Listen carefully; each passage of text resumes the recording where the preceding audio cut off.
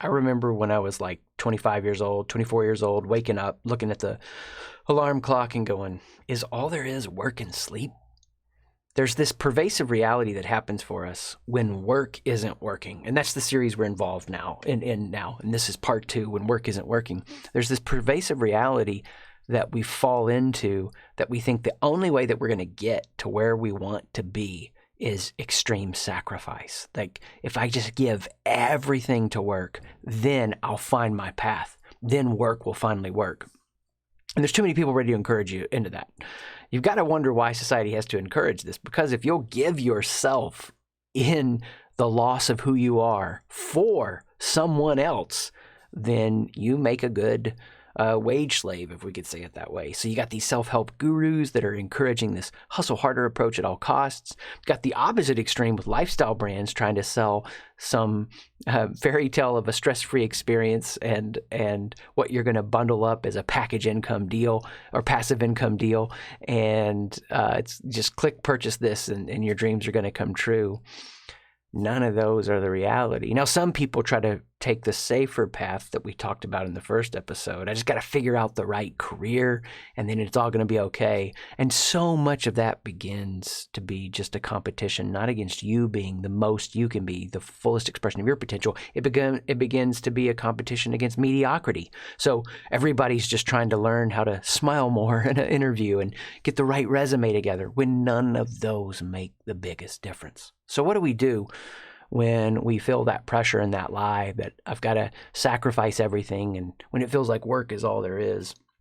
Well, the mistake that we make when we fall into that trap is we conflate who we are as a person with our work. All we know is our work. I mean, you go up to the average person and ask them, who are you? What are they going to tell you? Nothing about who they are as a person. They only know how to conceive of a self in relation to what they do. And the problem with that is all work and no play makes Jack a dull boy. Well, what does that have to do with work? You say the problem with that is that, yeah, I get it, that it makes me dull. Well, it's in living your life. It's in being open to new experiences. It's in trying new things. It's exploring. And this doesn't just mean external. This can mean going into your internal world, that you learn the uniquenesses of who you are, your pains, your fears, your joys, your desires. All of you is material to draw from, to figure out what it means for you to shift out of a career mindset, I got to figure out the right career, to a mission mindset. All of your joys, all of your pains, all of your secrets, all your desires, all the little whispers of purpose, all the little hints of a calling, all the little skills that you want to build around, all the things that you're embarrassed to talk about or share with others, all of that is this cooked up, or can become a cooked up expression of who you are in work, but it's all the raw material, and you don't yet know how to combine it. And so the mistake that people make when they just sacrifice everything for work and they confuse who they are with what they do, they suppress everything else. They just make their existence just work. And by suppressing everything else, they miss the clues, they miss the signals, they miss what could be ways that they would wake up. I get that this is stressful, and I don't want to brush this under the rug like it's just something super easy.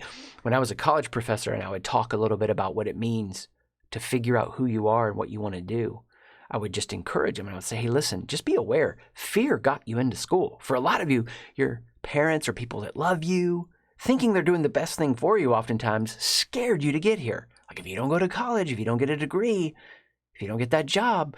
And people that are focused on a degree and people that are focused on a pay and people that are focused on a ladder miss the power of what it means to really live with a mission and to learn. Because if you're focused on learning, the pay does, over the long term, take care of itself. It's wild, and we could talk lots more about that. But they don't focus on degree, pay, and ladder. They focus on mission. They focus on learning. And then they focus on these leaps. And I don't mean leaps in going rungs up in the career trajectory and the ladder, although it can mean that. I should say this, I don't just mean that. I've had that experience. I've coached people through that experience. But what I am saying is it can be the leaps of insight, the leaps of awareness, The leaps of conviction where you go, I'm not going to settle for that anymore. These are all the benefits that happen when we stop suppressing what we want to pay attention to. Look, the reason in so many companies, boomers try to force something on millennials that millennials don't want, and I don't like stereotypical terms in a way that broad brush strokes, because everybody's unique and different. All these generational things they just show us where changes are occurring. But you have this war in the workforce that was happening, that work from home is changing, that millennials were saying, I don't want the kind of work experience that you're offering me. And boomers are mad or upset about that. And it's just two different worldviews. They're living in two different boxes. Neither one is bad or good. It just shows us that a shift is occurring. And we can't ignore that shift. We want to pay attention to it because it's here. I think of the song Stressed Out by 21 Pilots, where they're caught between reminiscing about their childhood and wake up, you need to make money. It's like we don't want to grow up because we don't want to make money because we don't want our parents' lives. We don't want to make the trade-offs that they did. We don't want to make work our whole life. We don't want to sacrifice everything only to have it all evaporate so fast, or to not provide deep meaning, or to not be fair. So what hope is there? What can we change?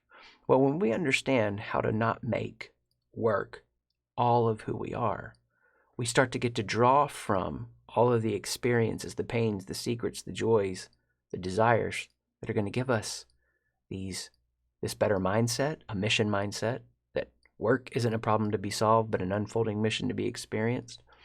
It's going to help us get curious and notice what are the skills we want to build, even if we can't figure out the long-range plan.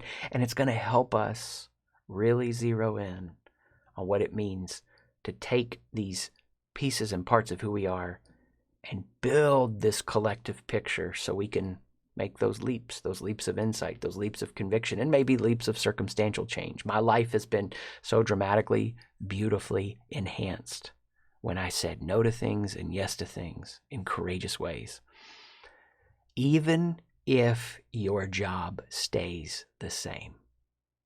See, it's not just about leaping to get away from where you are.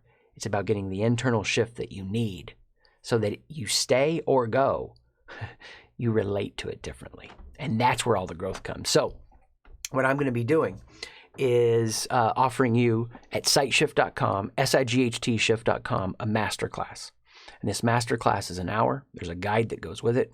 And in this masterclass, I'm going to be walking you through a template and a model that helped me make sense of how work is not all of who I am. Now, I'm not promising you in an hour you're going to leave that with everything fixed on how to have a stress-free work experience, package it all up into a passive income.